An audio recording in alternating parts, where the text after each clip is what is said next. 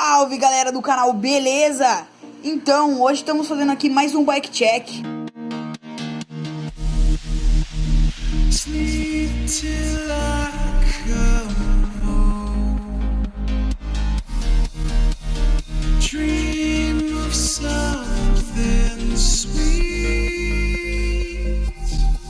Quadro Pro X CRS Urban, que é um quadro indicado para Dirt, que é do tamanho 14. Ele é fabricado em cromoli. O pé de vela que eu uso aqui é o Shimano Alivio Octalink,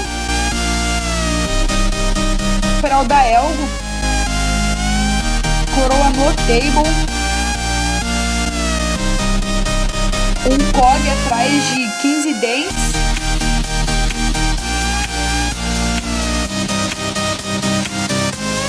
manoplas da Gills, do modelo de BMX deles, guidão, mesa Gills e freio traseiro hidráulico da Shimano 355.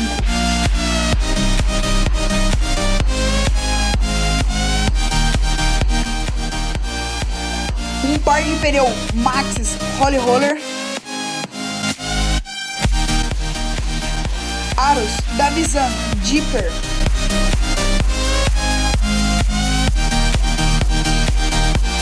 suspensão RST Dirt 130 mm,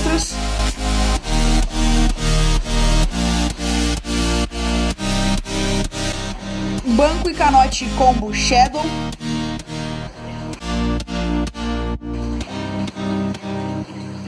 cubo traseiro Shimano e o dianteiro também Shimano.